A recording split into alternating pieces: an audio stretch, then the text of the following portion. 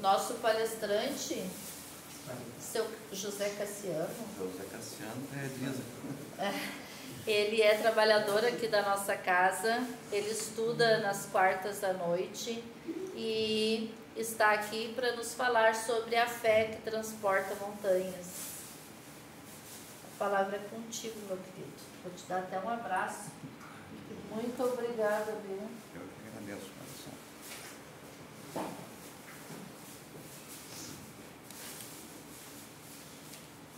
Bom dia. Bom dia. Irmãs e irmãos. Alto. Bom dia, Bom queridas dia. irmãs, queridos irmãos. Agora foi. Bom dia, amadas irmãs, amados irmãos. Visíveis aos olhos físicos, visíveis aos olhos do coração, visíveis aos olhos da alma. Vou falar sobre a fé. Como eu gosto de brincadeira, eu pensei, que barbado. Uma palavra de uma sílaba, duas letras, e dizer, tem fé ou não tem fé. Mas Kardec deixou suas obras para tocar nosso coração, para provocar nossa mente, para possibilitar o nosso desenvolvimento. Então, no capítulo 19, no Evangelho segundo o Espiritismo, diz Kardec: há dois tipos de fé, a humana e a divina. E ele usa duas expressões da natureza para esclarecer isso: a da árvore e da montanha. A da árvore eu vou fazer uns tópicos nela, porque se fosse falar na profundidade, nós além do café teríamos que almoçar, outro café, almoço e assim por diante. Mas sobre a montanha, penso que essa tem tudo a ver com essa casa de estudos, da prática como é vivenciado aqui a espiritualidade. Então eu vou ir um pouquinho mais adiante na montanha.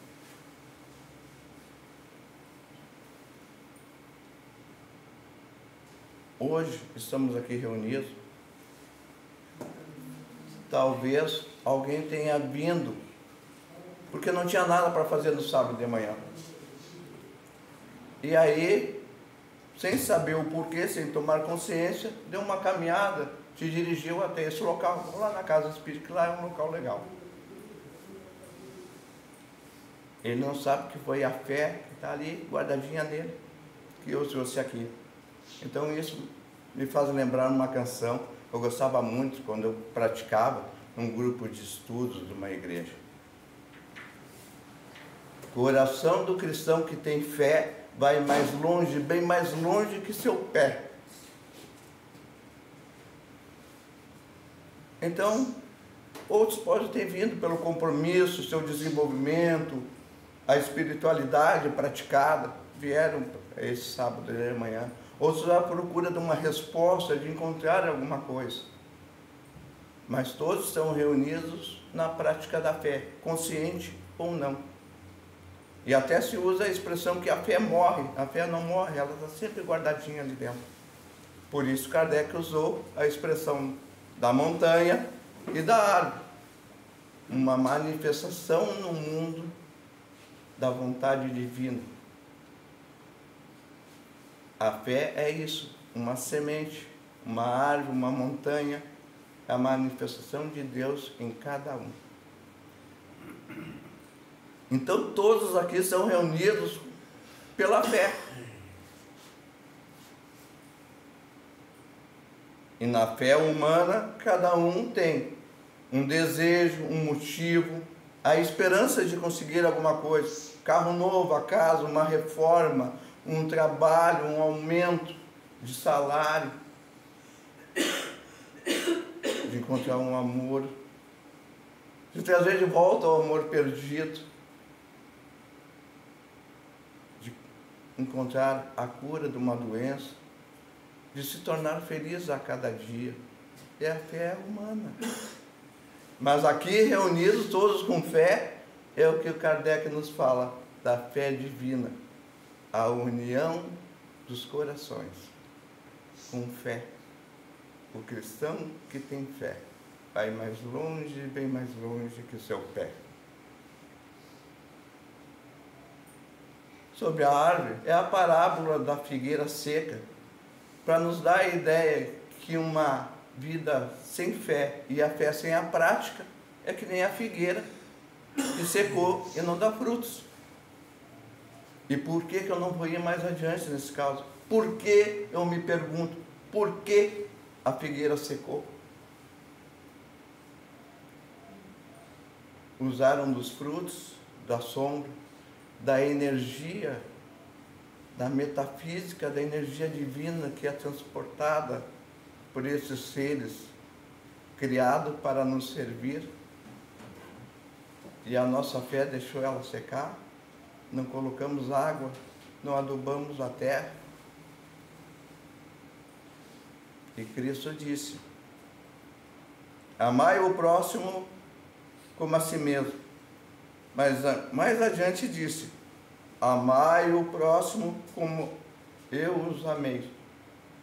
Então posso formar a ideia que devemos amar o próximo até mesmo quando ele não está próximo, até aquele que não conhecemos. Então por que não regar as árvores, não cuidar delas para que elas não sequem? É que nem o nosso irmão carente. Fora da caridade não há salvação. Vou ir mais adiante nesse assunto.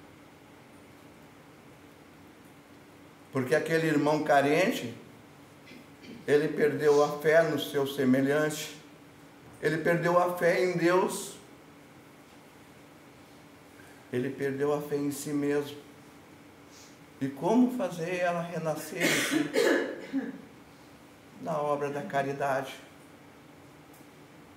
A caridade praticada não nos dá a salvação. Ela dá a possibilidade da salvação daquele que necessita da caridade.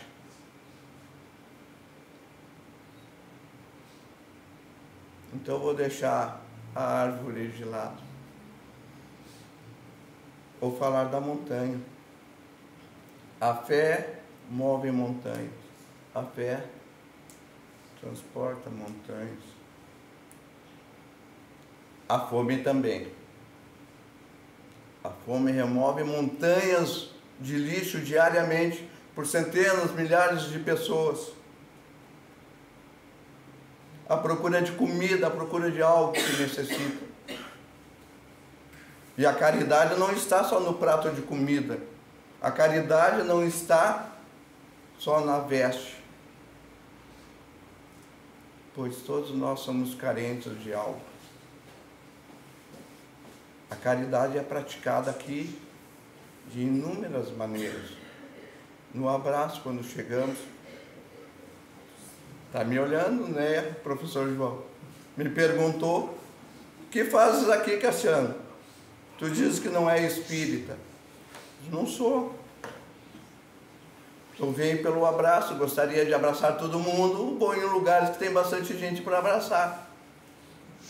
Só que continuei vindo, porque nesse lugar o abraço tem amor no abraço. Tem a caridade do abraço que eu necessitava. E a caridade é assim, é na garrafinha da água, magnetizada. É praticado no passe, no livro à disposição para desenvolvermos nosso conhecimento, para alimentarmos nossa fé. Porque a fé não se mantém sozinha. A fé precisa também de alimento, como o nosso corpo precisa do pão. A fé precisa da oração. A oração fortalece a fé.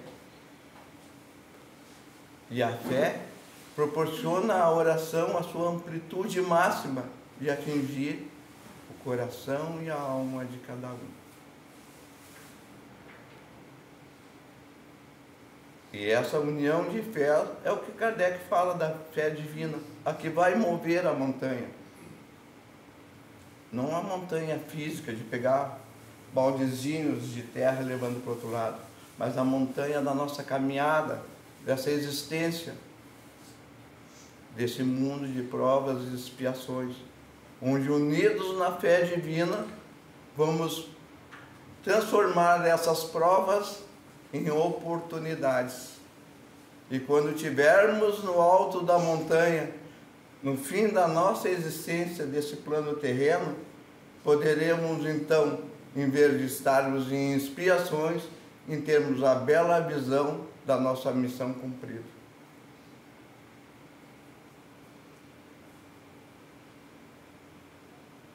A caridade não é a nossa salvação, é a salvação de quem necessita dela. E aprendi isso aqui com as irmãs e irmãos que praticam a caridade de coração. Não vi em nenhum momento, e eu sou muito observador, alguém pensar em praticar a caridade para se salvar. Eu vejo praticar a caridade como se fosse a sua essência de vida, a oportunidade de servir, como o ar que cada um respira, como o sangue que circula na veia, no pulsar de um ritmo cardíaco de corações amorosos. A caridade praticada pela fé, a fé divina. Pois os irmãos e as irmãs que praticam a fé com a oração manifestam em si mesmo, em sua alma, o amor ao próximo, mesmo que ele seja distante. E esse amor é que gera a necessidade da caridade. E ao carregar nessa existência a bagagem na prática da caridade, com o amor, na fé e na oração,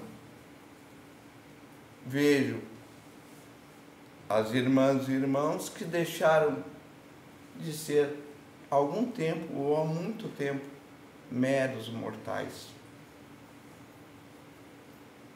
São irmãos e irmãs iluminados, que recebem a luz divina.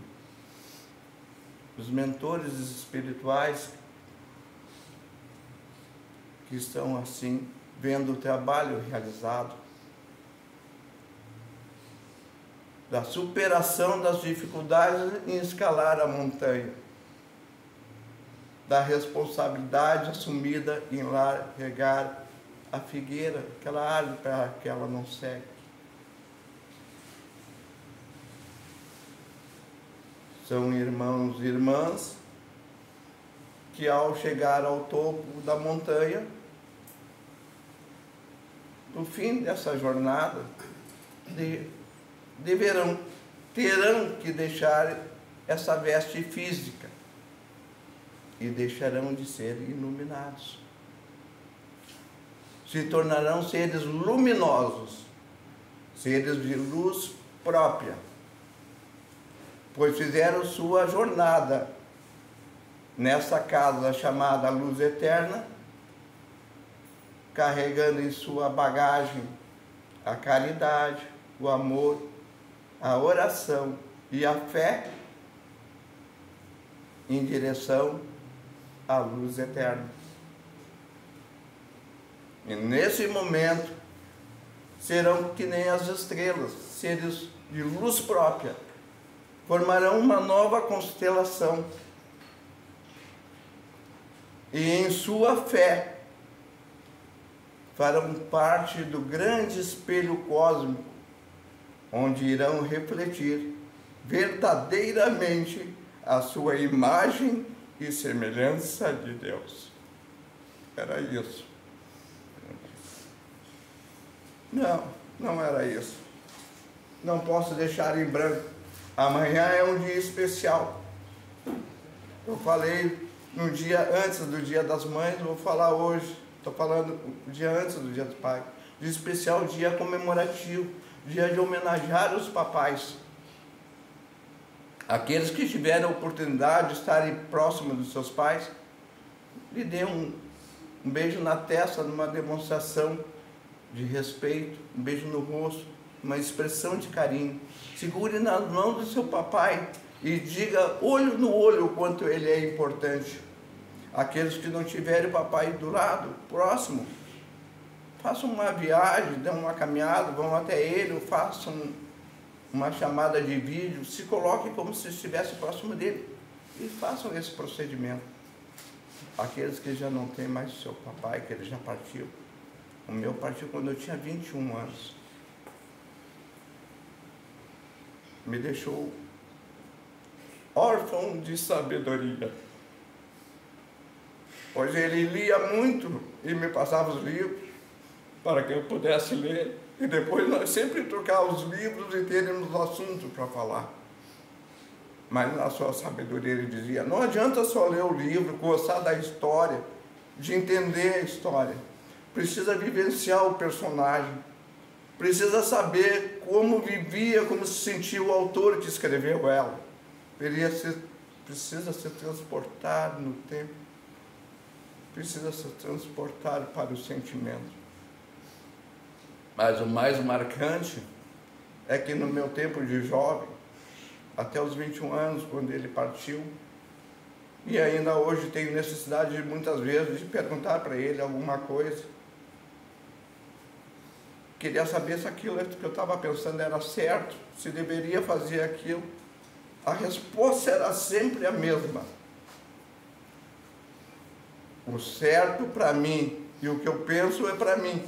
Tu tem que viver o teu próprio pensamento, descobrir o que é certo para ti.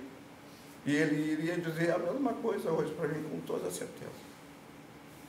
Ele naquela época me mostrava a responsabilidade do uso do livre-arbítrio. E nós fazemos as escolhas de perguntarmos a nós mesmos se estamos agindo certo. Em vez de ficar botando a responsabilidade nos outros, me convidaram, eu fui, me disseram que era bom.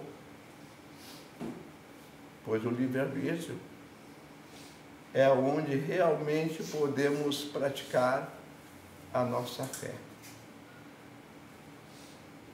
Então amanhã de manhã, quando eu acordar, antes de levantar, como faço minha prece agradecendo pelo novo dia, novas oportunidades, vou ficar deitado mais um pouco, vou fechar os olhos, colocar as duas mãos sobre o coração e agradecer ao Pai que eu tive. Vou agradecer aos pais que outros tiveram, que de uma maneira ou outra foram exemplo. Bons exemplos, maus exemplos foram exemplos. Vou agradecer aos pais de hoje, que lutam no dia a dia pelos seus filhos. Vou fazer um pedido na minha prece. Vou me atrever a fazer um pedido. Vou pedir para os pais de amanhã, os pais do futuro, que sejam responsáveis, amorosos, dedicados para ensinar o bom caminho aos seus filhos. E para aqueles que seus papais já partiram há muito tempo,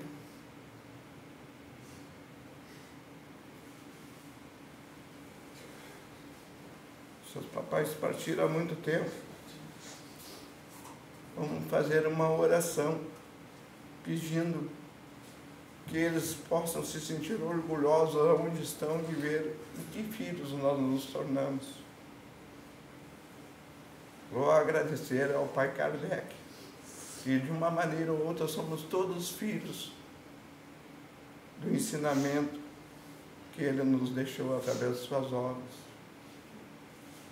Vou agradecer ao Cristo, que nos disse que ele era o caminho, a verdade e a vida. A nossa fé que deve ser praticada para alcançarmos a vida eterna. E eu vou agradecer ao Deus do meu coração por permitir de compartilhar meus sentimentos com essas irmãs e irmãos. Vou agradecer ao Deus da minha compreensão por poder compreender que esses momentos são os momentos divinos que Deus nos proporciona nessa caminhada terrena. Por isso digo, irmãs e irmãos, queridas irmãs, queridos irmãos, amadas irmãs, amados irmãos, eu os amo com o coração humano, mas com a fé plena de minha alma. Agora sim, encerrei.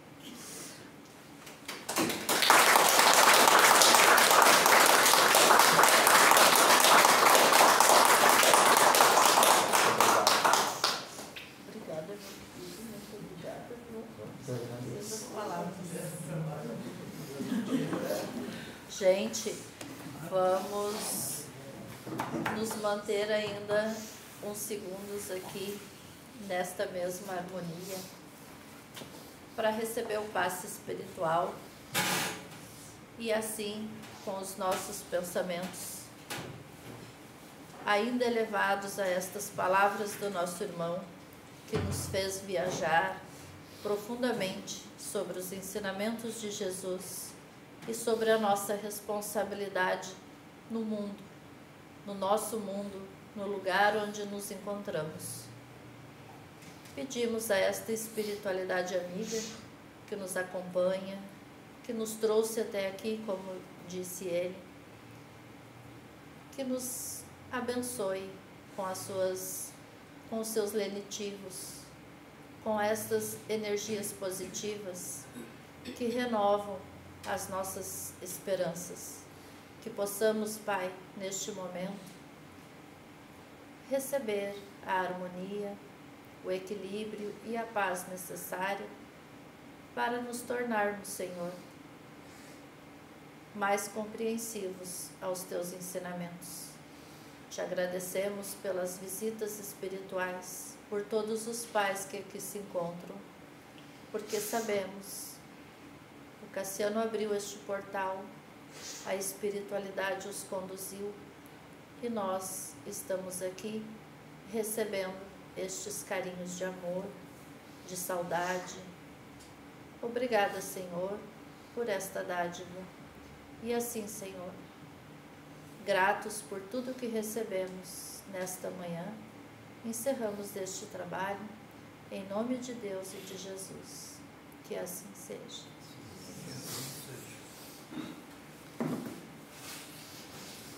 Gente,